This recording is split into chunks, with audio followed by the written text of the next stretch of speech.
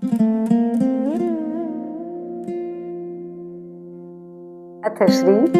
તુલસીપત્રમ ચેનલમાં હું અપર્ણા આપ સૌનું સ્વાગત કરું છું.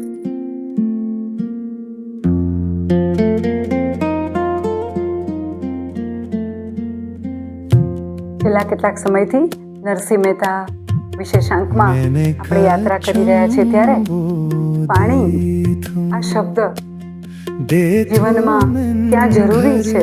આપણે જાણીએ છીએ પાણી જીવન છે, પણ નરસિંહ મહેતાના જીવનમાં પાણી કઈ રીતે જીવન બન્યું, આવો ભેગા મળીને લીલામૃતના માધ્યમથી સાંભળીએ, વિચારીએ.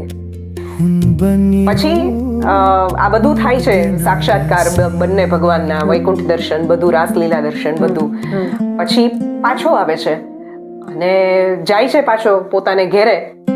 આ કેટલી મોટી વાત કહેવાય. હા, એની જગ્યાએ હું પકડી રાખું, હવે તો ભગવાન મળી ગયા, હવે હું બીજે જઈશ, મારો ઉદ્ધાર થઈ ગયો, ત્યાં તો હું નહીં જ જાઉં, હવે ભાભીને જોઈ લો. હા, પણ ત્યાં જાય છે, પાછો આવે છે અને ઘરમાં તો શોધખોળ તો ચાલતી જ હતી એના માટેની કે નરસિંહ ગયો ક્યાં. બરાબર. અને કોઈ કે છે કે ભાઈ આ બાજુ ગયો હોય કે માંગરોળ ગયો હશે, કાકાને ત્યાં એના કાકા પણ રહેતા હતા એ મેં કહ્યું, એટલે કે ત્યાં ગયા હશે.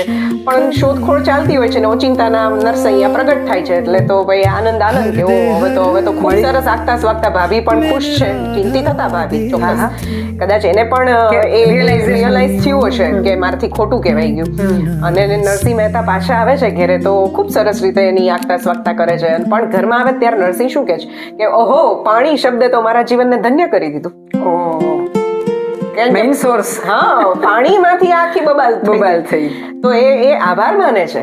અને ખાલી પાણી શબ્દે ધન્ય કર્યું એમ નહીં, ઘરમાં પ્રવેશતા એ ભાઈ એના ભાભીને હાથ જોડી નતમસ્તક બે હસ્તક અને કહે છે કે ધન્ય ભાભી તમે, ધન્ય માતા પિતા. જુઓ, ભાઈ ભાભીને માતા પિતાનો દરજ્જો, આ તો બહુ મોટી વાત.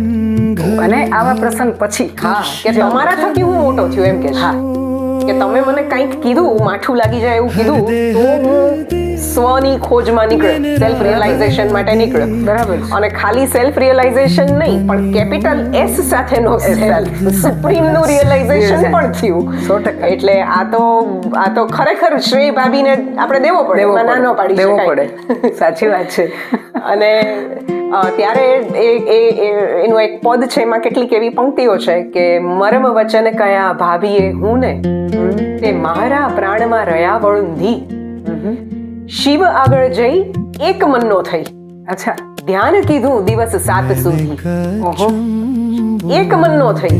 શિવ આગળ જઈ એકાગ્ર થવાની વાત છે, વિથ ફૂલ કોન્સન્ટ્રેશન. આપણે શું કરતા હોય, માળા જપીએ છીએ, ધ્યાન બીજે છે, મન જ્યાં નથી ત્યાં કશું થવાનું નથી. એ પછી ખાલી ઔપચારિકતા રહી જાય, એ અંદરની ભક્તિ નહીં આવે, ફોર્માલિટી થઈ જશે. એટલે આ અગત્યનું છે. શિવ આગળ જઈ એક મનનો થઈ અને ધ્યાન કીધું દિવસ 7 સુધી. 7 નો રેફરન્સ મેં આપ્યો, ચૈત્ર સુદ સાતમ તપપ્રયણ જયંતિ. ઓકે, તો ફરી મળીશું આવા જ નવા વિષય વિડીયો સાથે.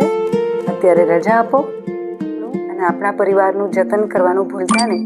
મારી ચેનલને લાઈક કરજો, શેર કરજો, સબસ્ક્રાઈબ કરજો. આવજો. બન્યો મુગ્ધ ના રસૈયા.